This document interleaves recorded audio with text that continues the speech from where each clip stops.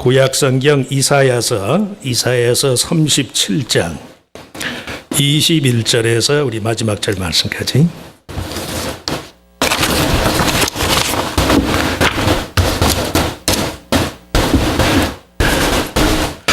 이사야서 37장 21절에서 마지막 38절. 자, 조금 길지만 우리 같이 한 목소리로 읽습니다. 아모스의 아들 이사야가 사람을 보내어 히스기야에게 이르되 이스라엘의 하나님 여호와께서 말씀하시되 네가 아수르의 사네립 왕의 일로 내게 기도하였도다 하시고 여호와께서 그에 대하여 이같이 이르시되 처녀 딸 시온이 너를 멸시하며 조소하였고 딸 예루살렘이 너를 향하여 머리를 흔들었느니라. 네가 회방하며 능욕한 것은 누구에게냐? 네가 소리를 높이며 눈을 높이 들어 향한 것은 누구에게냐? 곧 이스라엘의 거룩하신 이에게니라. 네가 네 종을 통해서 주를 회방하여 이르기를 내가 나의 허다한 병거를 거느리고 산들의 꼭대기에 올라가며 레바논의 깊은 곳에 이르렀으니 높은 백향목과 아름다운 향나무를 베고 또 그 제일 높은 곳에 들어가 살찐 땅의 수풀에 이를 것이며 내가 우물을 파서 물을 마셨으니 내 밑 발바닥으로 애굽의 모든 하수를 말리리라 하였도다. 네가 어찌하여 듣지 못하였느냐? 이 일들은 내가 태초부터 행한 바요 상고부터 정한 바로서 이제 내가 이루어 네가 견고한 성읍들을 헐어 돌무더기가 되게 하였노라. 그러므로 그 주민들이 힘이 약하여 놀라며 수치를 당하여 들의 풀같이 푸른 나물같이 지붕의 풀같이 자라지 못한 곡초같이 되었느니라. 너의 거처와 너의 출입과 네가 나를 거슬러 분노함을 내가 아노라. 네가 나를 거슬러 분노함과 너의 오만함이 내 귀에 들렸으므로 내가 갈고리로 네 코를 꿰며 재갈을 내 입에 물려 너를 오던 길로 돌아가게 하리라 하셨나이다. 왕이여, 이것이 왕에게 징조가 되리니 올해는 스스로 난 것을 먹을 것이요 둘째 해에는 또 거기에서 난 것을 먹을 것이요 셋째 해에는 심고 거두며 포도나무를 심고 그 열매를 먹을 것이니이다. 유다 족속 중에 피하여 남은 자는 다시 아래로 뿌리를 받고 위로 열매를 맺으리니 이는 남은 자가 예루살렘에서 나오며 피하는 자가 시온산에서 나올 것임이라. 만군의 여호와의 열심히 이를 이루시리이다. 그러므로 여호와께서 아수르 왕에 대하여 이같이 이르시되 그가 이 성에 이르지 못하며 화살 하나도 이리로 쏘지 못하며 방패를 가지고 성에 가까이 오지도 못하며 흉벽을 쌓고 치지도 못할 것이요 그가 오던 길 곧 그 길로 돌아가고 이 성에 이르지 못하리라. 나 여호와의 말이니라. 대저 내가 나를 위하여 내 종 다윗을 위하여 이 성을 보호하며 구원하리라 하셨나이다 하니라. 여호와의 사자가 나가서 아수르 진 중에서 18만 5천인을 쳤으므로 아침에 일찍이 일어나 본즉 시체뿐이라. 이에 아수르의 사네립 왕이 떠나 돌아가서 니느웨에 거주하더니 자기 신 니스록의 신전에서 경배할 때에 그의 아들 아드람멜렉과 사레셀이 그를 칼로 죽이고 아라랏 땅으로 도망하였으므로 그의 아들 에살핫돈이 이어 왕이 되니라. 아멘. 우리 찬양대에 특별 찬양이 있겠습니다.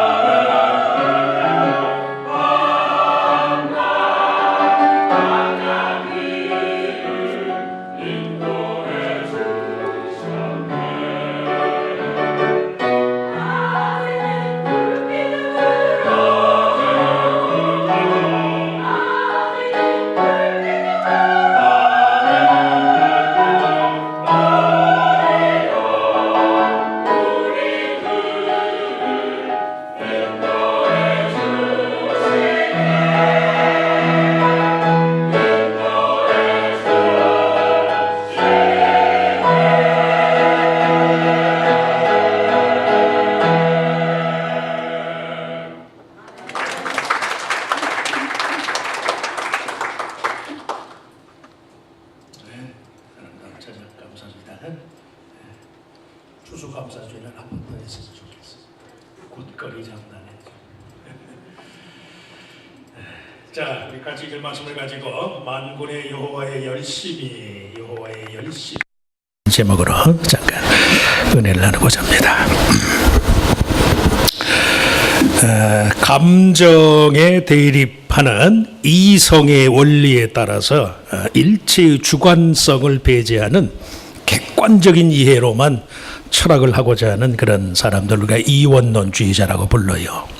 그런 철학자들에 맞서서 감정의 기능을 우선시하는 데이비드 흉이라는 스코틀랜드 출신의 철학자, 이 사람은 경제학 책도 쓰고 역사학자이기도 하고 실중주의, 회의주의, 자연주의를 혼합해서 인간의 이성이 오히려 감정의 노예다. 이성은 감정의 노예일 뿐이다. 인간의 이성 그 자체로는 아무런 행위도 유발하지 못하는 감정의 도구일 뿐이다. 이 사람은 그렇게 말해. 특정한 일의 타당성이나 가치 판단이 이성이 아니라 감정에 의해서 주어져요. 감정이. 이성은 단지 감정의 판단을 효과적으로 달성하는 방법일 뿐이에요. 사람이 어떻게 살 것인가, 그 목표를 정할 때도 거기에 수반되는 두 가지 질문. 어떤 수단과 방법을 통해서 그 목적을 이룰 것인가, 그리고 그것이 과연 좋은가 싫은가, 이것에 대한 해답도 이성이 아니라 감정이 제공해요. 좋고 싫음이라는 이 도덕적인 공감, 이게 감정의 작용이란 말씀이에요. 누군가의 행위가 덕스러운가 사악한지 여부도 그것을 대하는 우리의 감정상의 유쾌함, 불쾌함의 차이. 사악한 짓을 행하는 사람, 사악한 일을 행하는 사람은 벌써 불편하잖아요. 마음에 악을 품고 있으면 그 사람 자신도 그렇지만 그 사람을 대하는 다른 사람이 불편해요. 이게 불편함을 느끼는 것은 감정이에요. 감정. 하고 싶고 마음의 이끌림을 받는 일은 그게 비이성적이고 비합리적이어도 반드시 해요. 반드시. 유쾌하지 않은 일은 거의 모든 경우에 안 해.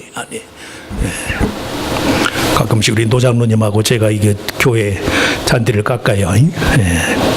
시간이 없을 때는 뭐 그냥 안 하면 그만이에요. 안 하면. 그런데도 그걸 기를 쓰고 그냥 저 양반 식당 일 하면서 그렇게 힘든데도 그걸 다 해요. 다. 이성적으로는 불쾌하지. 그 잔디 머리 코로 귀로 눈으로 다 들어가는데 누가 좋아요. 누가. 그런데도 이것이 교회를 사랑하고 하나님을 기쁘게 하는 것이다. 그러니까 하잖아. 이성은 감정의 노예일 뿐이에요. 행동은 이성에서 발생하지 않고 이성에 의해서 안내될 뿐이. 이성은 결코 감정을 좌우하지 못해요. 데카르타라니 무식한 철학자가 이성의 힘은 열심히 노력해도 얻어지지 않는 것은 내 능력 밖의 것이라고 인정하면 더 이상 욕망의 포로가 되지 않으니까 사람이 행복해질 수 있다. 천만의 말씀이에요. 또 다른 차원의 감정적인 만족이 있기 전까지는 절대 인간은 행복하지 못해요. 논리적으로 행복한 인간, 내가 행복하다 그런 사람이 있어요? 마음에 와 닿아야지. 마음에. 이성의 역할은 제한적이란 말씀이에요. 어떤 것을 좋아하거나 좋아하게끔 동기부여를 못해요. 이성적으로 신앙생활 하지 마시라고. 이성은 아무것도 못해요. 아무것도. 정말 하나님이 으쌰으쌰해서 마음을 움직이면 다 되는 거예요. 다. 10년 100년 이성으로 계획을 세워도 안 돼요. 그 마음이 감동이 안 되면. 마음이 감동되시길 축원합니다. 하나님 앞에 나올 적마다 마음이 뜨거운 거예요. 뜨거워. 하나님이 나를 사랑하시니까. 논리적으로는 사방이 막힌 것 같고 이 세상이 원망투성인 것 같은데요, 하나님이 나를 사랑하신다고 생각하니까 마음이 움직이잖아요. 마음이. 감정이 그만큼 귀한 거예요. 조금 배운 사람들이 뭐 감정, 천만의 말씀이에요. 천만의. 왜 이런 말씀을 드리느냐. 믿음은 하나님의 거룩한 사랑에 대한 인간의 이끌림의 표현이에요. 이끌림, 하나님께 이끌리는 거예요. 인간의 이성적인 의지가 하나님의 사랑의 약속에 의한 이끌림을 받는다는 점에서 신앙의 의지 역시 거룩한 감정의 표현일 뿐이란 말씀이에요. 믿음 생활을 유지하는 데 있어서 하나님의 사랑, 그 약속에 대한 마음의 이끌림을 빼고 나면 아무것도 안 남아요. 아무것도 할 수가 없는 거예요. 할 수가. 좋은 일인 줄 알면서도 못해. 마음이 움직이질 않으니. 이런 답답한 경우가 있나. 네? 하나님은 당신의 독생자를 우리를 위한 개인적인 희생물로 주면서 그 아픔을 참아내셨는데, 우리겐 몰트만이라는 독일의 신학자가 십자가에 달리신 하나님이라는 책에 보면요, 하나님이 이 세상에서 유일무이한 잔치를 벌려요. 예수님 십자가에 달려 죽으시던 날, 하나님 자신의 슬픔의 잔치, 하나밖에 없는 독생자가 나의 하나님 어찌하여 나를 버리십니까? 그런데도 하나님이 그 예수를 십자가에서 못 내리잖아요. 그래야만 구원이 이루어지니까. 그걸 몰트만은 이건 feast of aesthetics, 미학의 잔치고 비극의 잔치다. 그래, 비극의 잔치. 그렇게 하나님은 우리를 위해서 당신의 마음을 내어주시는데 뭐라고 우리에게 마음을 인색해요? 뭐라고 내 마음 하나님께 드리는데 인색하냐고. 이성이 뭔데, 그까짓 게 뭔데. 아무것도 아니에요. 아무것도. 하나님 사랑의 약속에 대한 마음의 이끌림을 빼고는 신앙에 남는 게 없어요. 하나님의 사랑 자체가 신적인 정념, 또 divine pathos, divine passion, 하나님의 감정이거든. 감정. 하나님 자신의 감정적 이끌림의 표현이, 죄를 지은 인생이지만 벌할 수는 없고 사랑해야만 하니까 내 아들의 죽음을 담보로 내가 저들을 구원하리라. 이게 의지로 돼요. 의지로. 하나님이 숫자 계산, 전자 계산기 두들려서 우리를 구원하셨나요? 천만에 가당치도 않는 얘기예요. 하나님은 당신의 마음 전부를 주신 거예요. My uttermost for his highest. 오스왈드 챔버스의 내 전부를 들여서 하나님의 마음 전부를 얻는 게 그게 신앙이에요. 신앙. 요거까지 하고 요 다음은 말지. 아니에요. 하나님의 사랑 자체가 신적인 정념이고 하나님 자신의 감정적 이끌림의 표현이기 때문에 성도가 추구해야 할 여러 유형의 마음의 이끌림 중에서, 그렇기 때문에 첫째, 기도의 이끌림을 받는 일이 중요하다. 기도의 이끌림을 받는 일이 중요하다. 북왕국 이스라엘을 패망시킨 아수르 왕 사네립이 남왕국 유다를 괴롭게 하는 일로 인해서 유다의 13번째 왕인 히스기야는 일체의 논리적인 반박이나 비평 대신에 오직 침묵으로 일관하면서요, 그 모든 일을 여호와 하나님께 고해요. 어제 아침에 해당된 말씀이 바로 그 말씀이에요. 히스기야가 그 사자들의 손에서 글을 받아보고 여호와의 전에 올라가서 그 글을 여호와 앞에 펴놓고 여호와께 기도하여 이르되,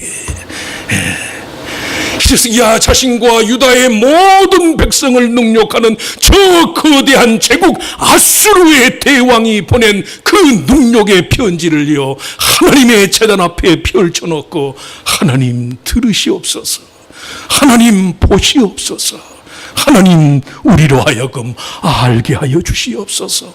히스기야가 기도해요. 그 당시 히스기야 왕에게 있어서 기도는 자신과 자신의 백성을 괴롭히는 아수르 왕 사네립과 그의 군대 장관인 랍삭의 입에서 내뱉는 무수한 지옥과 위협, 그리고 공포의 말에 대한 감정적인 표시. 하다라는 히브리 말의 테필라라는 말이 자르다, 살피다, 구별하다, 그런 뜻이 있어요. 인간의 말에 대해서, 무수한 인간의 말에 대해 오직 내 마음과 생각을 하나님 앞에서 자르는 거예요. 잘라요. 내가 나를 하나님 앞에서 자르는 거예요. 불필요한 것들을 잘라내요. 이성적이며 논리적인 판단으로만 보자면 랍사게의 말 중에 어느 것 하나 사실이 아닌 게 없어요. 한낱 부족에 불과한 히브리 백성, 그 당시 역사학자들에 의하면 유다 예루살렘 성의 백성의 숫자가 2만도 안 됐을 거래. 2만. 실제로 예루살렘 땅이 경기도보다도 작잖아요. 메인주보다도 훨씬 작거든. 그 2만의 인구밖에 안 되는 그 땅을 그 거대한 제국이 와서 위협하니 어디서 그 소나기를 벗어나요? 논리적으로는 맞는 얘기예요. 한낱 부족신에 불과한 이스라엘의 하나님 여호와가 아수르의 군대 신을 대적하여 승리하는 일은 상상조차 할 수 없는 일이, 인간의 이성적인 판단을 재배열하는 거룩하고 신앙적인 감정의 이끌림에 따라서요, 내 마음을 자르고 재배치하는 것이 필수적이란 말씀이에요. 기도를 낭만적으로만 생각해요. 그러나 정말로 하나님 앞에서 내가 마음을 다해서 드리는 기도는 내 모든 불필요한 것들을 잘라내는 거예요. 누구 때문에 굉장히 마음이 상해가지고 하나님 앞에 무릎을 꿇는데 하나님이 순전히 하나님 자신의 영적인 차원에서요, 그 사람과의 이해관계에서 얽힌 모든 마음의 상처를 도려내 주신다는 말씀이에요. 그래서 기도는 자르는 행위라니까. 기도를 통해서 잘라내시길 축원합니다. 내게 해로운 건 잘라내시라고. 이스라엘만 아니라 온 세상을 향한 창조주 하나님 편의 마음의 이끌림이 온갖 현실적인 대응 방안의 가치와 유용성을 재설정하도록 해준다는 말씀이에요. 그래서 성도가 기도의 이끌림을 받으셔야 돼요. 제가 말이 오늘에서 하나님 앞에 기도를 못합니다. 하나님이 말로 들으시나요? 말을 못하시면 최고사님처럼 방언을 하시면 되지. 방언하시면 되잖아요. 방언. 하시라고. 나사렛교회가 공적으로는 방언을 안 하지만 이제는 입장을 바꿨어요. 교회 안에서 덕을 세우는 한도 내에서 방언도 괜찮아. 성령의 은사인데요. 옛날 같지 않아요. 마음의 정결함을 전제로 한다면 모든 것이 가하다. 하나님이 내 모든 기막힌 사정에 대해서 내게 해로운 것들은 하나님 잘라내 주시옵소서. 나를 하나님 앞에 거룩하게 구별되게 해 주시옵소서. 이 마음으로 하나님께 엎드리는 거예요. 부끄러운 게 왜 없어요? 민망한 게 왜 없어요? 그 모습 그대로 하나님 앞에 나아가서 하나님, 불필요하고 하나님 영광 가리는 것은 제하여 주시옵소서. 이 마음이 있는 사람과 이 마음가짐이 없는 사람의 신앙의 차이가 얼마나 대단하겠어요. 얼마나. 이 마음이 있어야 되거든. 하나님이 내 마음의 방향을 바꿔주시기를 구하는 마음이 있어야 돼. 그거 없이 제 마음대로 다 하려니까 안 되잖아요. 첫 번째, 기도의 이끌림을 받아라. 둘째, 하나님의 계획을 이해하는 방식에 있어서 마음의 이끌림을 받아라. 내 생각이 아니라 하나님의 계획의 이끌림을 받아라. 24절에서 27절에 의하면 아수르 왕 사네립이 레바논을 점령하고 애굽 군대를 물리친 일이 이스라엘의 신 여호와 하나님의 계획에 따른 것이었다고 말해요. 내가 이렇게 제국의 왕이 돼서 이 나라 저 나라를 다 내가 지배하였는데 이 나의 수하에서 누가 벗어나겠는가? 이렇게 절항하는 아수르 왕에게 그 일이 실상은 내가 한 거다. 왜? 이스라엘을 단련하기 위해서. 그동안 이사야에서 생명의 말씀을 묵상하면서 계속 그 말씀 드렸어요. 왜 하나님이 그렇게 이스라엘이 의지할 만한 대상들을 다 버리시는가? 이스라엘로 하여금 하나님만 의지하도록 하기 위해서. 하나님께서 친히 이스라엘 백성의 죄에 대한 진노의 맷처럼 사용하는 아수르에 대해서요, 그 반역을 일삼는 이스라엘과 동맹국가들을 벌하시기 위해서 아수르로 하여금 레바논도 애굽도 무릎을 꿇게 한 것이지 그들 자신의 영광과 위엄을 위한 것이 아니었다. 오늘 보면 28절 29절 말씀해 보면 이사야의 예언대로 아수르 왕 사네립이 아들들의 반란으로 인해서요 죽임을 당해요. 이 일이 있고 나서 20년 후에 실제로 아수르의 역사책에 보면 사네립이 첫째, 둘째 아들이 반란을 일으키고 셋째 아들이 첫 형들을 다 제하고 사네립이 이어서 왕이 돼요. 왕이. 그게 무슨 말씀이에요? 이스라엘 역사뿐만이 아니고 제국의 모든 흥망성쇠를 주관하시는 분이 하나님이란 말씀이 하나님. 이 모든 일이 여호와 하나님 자신의 계획, 일찍이 다윗과 맺은 언약을 지키기 위해서 하나님이 이루신 거예요. 그래서 이스라엘로 하여금 환난 날에, 시련의 날에도 자기 감정에, 자기식의 판단, 자기식의 논리적 근거에 치중하지 말고 하나님의 계획을 따라라, 하나님의 뜻을 내 뜻처럼 여기는 삶을 살아라, 그렇게 교훈해요. 일본에서 사는 그 제일 한국인 중에 최초로 도쿄 대학의 정치학 정교수가 된 강성중이라는 분이 있어요. 이제 한국사에서 꽤 이름이 많이 알려졌는데, 강성중 씨. 막스 베버와 같은 서양의 사회학자와 일본의 소설가들의 삶과 사상을 교차 편집하는 식으로 책을 썼어요. 한 10권의 책을 썼는데 5권이 일본에서 100만 부 이상이 팔린 베스트셀러 작가예요. 47살에 도쿄대학의 정교수가 됐어. 그것도 제일 한인으로서. 10년간을 도쿄대학의 정교수가 되기 전에 10년간을 국제기독교대학, 동경에 있는 그 조교수로 있었는데, 전도서의 모든 일에는 때가 있나니 이 말씀 한마디에 그 사람의 삶이 근본적으로 달라졌어요. 이 양반이 이번에 일본 말로 나온 책인데 한국어로 번역을 해가지고 나를 지키며 일하는 법, 그런 책을 썼어요. 나를 지키며 일하는 법. 그 책의 논조가 사람이 누구든지 간에 특별히 병적으로 사회생활을 하는 사람, 건강치 못한 그런 사회생활을 하는 사람, 이 사람들이 전부 나다움을 지키는 것보다는 자기 자신에 집착하는 사람일수록 사회생활이 실패하더라. 실패. 어린 시절에 부모님들이 이민 1세였을 테니까 고물상을 운영하는 부모님의 모습에서요, 사회는 이게 순환되는 것이다. 순환. 폐품이 다 이렇게 돌고 돌아서 또 이렇게 쓰잖아요. 재활용하잖아요. 사회의 순환 구조. 인간의 삶이라는 것이 다 이게 순환되는 것이 아니겠는가. 사회에 이로운 것과 해로운 것, 유쾌한 것과 불쾌한 것, 재활용되는 것과 되지 않는 것, 낡아도 가치 있는 것이 있는 반면에 낡으면 아주 쓸모없는 것, 이런 것들을 식별할 수 있는 눈이 띄어졌어요. 근데 그 결정적인 차이가 뭐냐면 자기 자신에 대해서 고집하는 것들일수록 재활용이 안 돼. 재활용. 나다움을 지키라는 말은 그런 뜻이에요.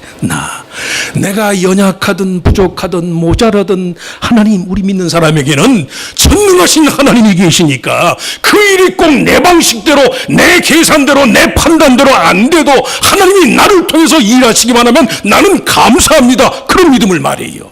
이런 사람은 하나님이 얼마든 쓰실 거 아니에요. 시대가 바뀌고 상황이 바뀌었는데 그래도 내가 옛날에, 이런 사람은 쓸 수가 없지. 쓸 수가. 셀프훗하고 셀피시하고는 달라요. 이 모든 일의 비결이 나에 대한 고집 대신에 나다움을 추구해라. 나다움.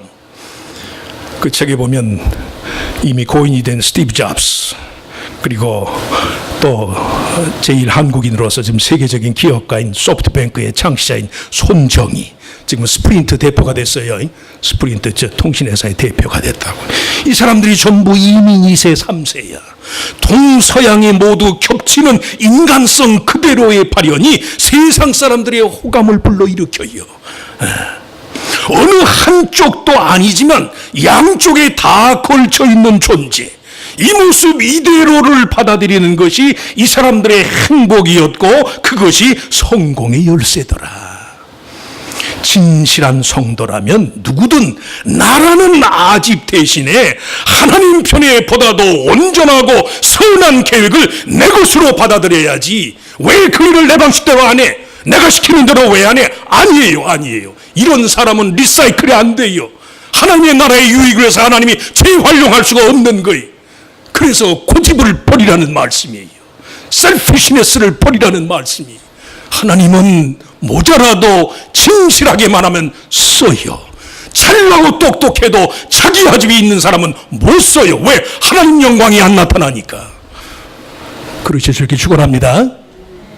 뭔 얘기인지 좀 어려우시나요? 낡아도 귀하게 재활용되는 게 있다니까요. 낡으면 무조건 쓰지 못하는 것들이 있어요. 사물도 그렇고 인간도 그렇고. 아니에요. 진실한 성도라면 나라는 아집 대신 하나님 편에 온전하고 선한 것을 내 것으로 받아들이고, 하나님 내 원대로 마시고 아버지의 원대로 되기를 바랍니다. 너희는 먼저 그의 나라와 그의 의를 구하라. 내 것 말고, 내 방식대로 말고, 내 아집대로 말고. 하나님이 한 번이라도 우리에게 자존심 따지고 하나님이 한 번이라도 당신의 고집을 내세우셨으면 저부터 포함해서 여기 있는 저 여러분 다 죽어 없어졌을 거예요. 셋째, 마지막으로 하나님의 열심에 대한 이끌림이 있어야 한다.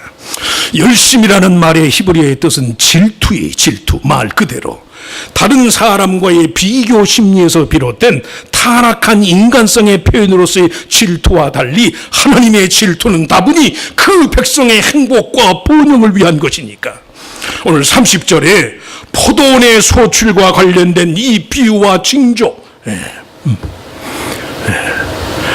이것이 왕에게 징조가 되리니 올해는 스스로 난 것을 먹을 것이요, 둘째 해는 또 거기에서 난 것을 먹을 것이요, 셋째 해는 심고 거두며 포도나무를 심고 그 열매를 먹을 것이니이다. 유다 백성이 가장 어렵고 힘든 시기임에도 불구하고 그 3년간을 참고 지내는 동안 결코 그들이 굶주리거나 망하지 않을 것이다. 이게 하나님의 열심이에요. 3년 내내 유다의 상황이 정상화될 것이고 그 기간 내에 어떤 식으로든 하나님 편에 공급이 있을 것이다. 어제 그제 아침에 해당된 사네립의 군대 장관인 랍사게가 와가지고요, 유다 방언으로 히스기야와 유다 백성을 모략하고 그들을 능욕할 때 보면 너희가 이 사방으로 포위를 당해서 먹을 것이 없어 너희의 똥과 오줌을 너희가 먹을 것이다, 그렇게 위협하잖아요.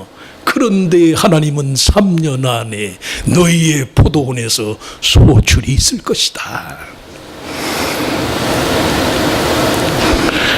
세월의 많고 적음에 상관없이 하나님의 열심이 반드시 이스라엘의 구원과 그들을 괴롭게 하는 이방 민족들에 대한 보응이 현실로 이루어질 것이다. 정확하게 이사야의 이 예언이 있고 난 후 그 다음 날 아침 18만 4천의 아수르 군대의 송장이 있었다고 그랬는데, 천이라는 숫자가 1이라는 말로도 대신에 사실은 이것이 184명에 불과했을 것이다 말하는 사람들이 있어요. 숫자의 많고 적음이 문제가 아니에요. 하나님은 그 백성의 가장 어려운 시기에 가장 희한한 방법으로 도우시는 그만큼 그 백성을 위한 열심과 정열이 뛰어난 분이 그분이 하나님이에요. 맨 처음 말씀한 것처럼 하나님은 당신의 마음 전부를 주시거든. 이 사람 하는 거 봐서 좀 싹스가 있나 봐서 좀 한 거 보고 나중에 아니 누구든 하나님은 당신의 다를 주는 거예요. 세월의 많고 적음에 상관없이 하나님의 열심은 반드시 그 백성의 구원과 그들을 괴롭게 하는 이방 민족들에 대한 하나님의 보응을 현실로 보게 할 것이다. 그 하나님의 마음을 잊지 말라는 거예요. 산에 피는 꽃 중에 한국말로는 상사화, 꽃무릇이라고 하기도 하고 상사화라는 꽃이 있어요. 꽃과 잎이 서로 만나지 못한다. 그래서 꽃의 이름이 상사, 생각만 하다 끝나서 왜 남 사랑하고 맺지 못하는 게 상사병이라 상사병, 상사화. 이해랑이라는 시인이 너무도 당신을 사랑하기에 웬고하니 이 꽃이요 9월 중순이 되면 꽃대가 그냥 불쑥 올라와요. 저 꽃 모양이 그렇게 생겼어. 이파리가 하나도 없잖아. 꽃대가 불쑥 올라와서 꽃을 피우다가 잎은 꽃이 다 지고 난 다음에 돋아나요. 그래가지고 그 잎이 이듬해 늦은 봄까지 잎만 무성한 거예요. 무슨 대부분의 꽃은 잎이 피고 거기서 꽃이 나는데 이 꽃은 꽃이 먼저 꽃대가 올라와서 꽃이 핀 다음에 꽃이 지고 나면 잎이 난다는 말씀이에요. 그러니 어떻게 그 잎이 그 꽃을 한 번도 보지를 못하는 게 그래서 꽃 이름이 상사화라니까. 상사하다만 끝나는 꽃이래. 상사화.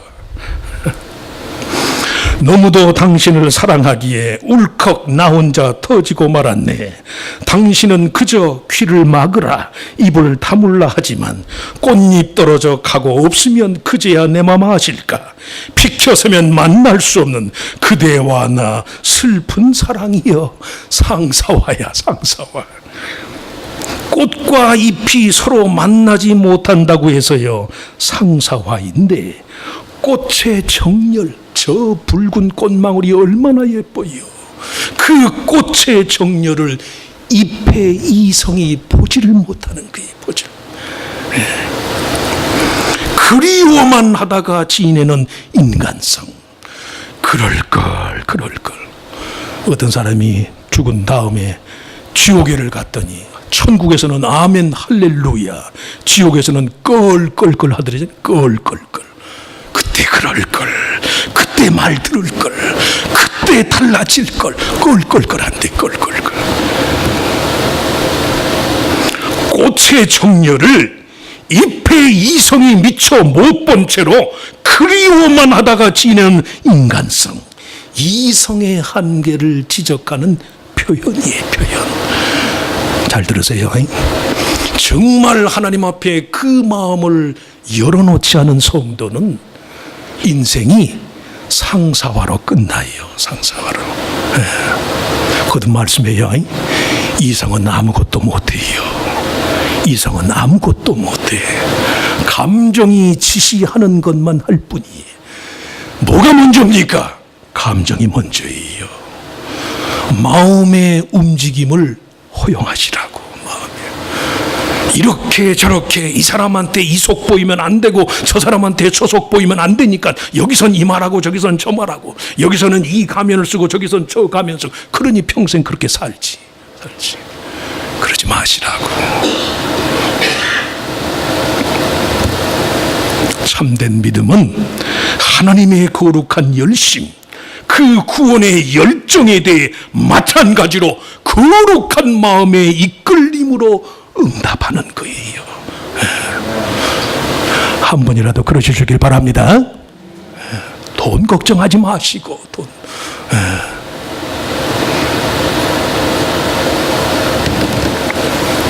그 백성의 구원을 위해서 반드시 말씀대로 행하시는 하나님의 사랑에 의해서 우리 각자의 마음의 이끌림이 기도로 그리고 그의 뜻에 대한 일관된 신뢰로 그리고 하나님의 열심을 받아들이는 것으로 나타나야 돼요. 아이들이 좀 많이 가면 멕시코는 우리 인턴 둘이 지난주에 목사님 우리 가겠습니다 했으니까 아이들이 좀 가면은 그저 인턴 보내고 그저 뭐 어른들 몇 사람 따라가면 나는 그냥 교회에 있지 그러려고 그랬는데 애들이 아무도 안 가잖아. 애들이 어른들만 가게 생겼으니 어른들이 가면 저도 가지요 말을 뱉어놨으니 이거 연말에 제일 바쁜 때에게 멕시코를 갔다 오면 어떡하나 좀 싶어요.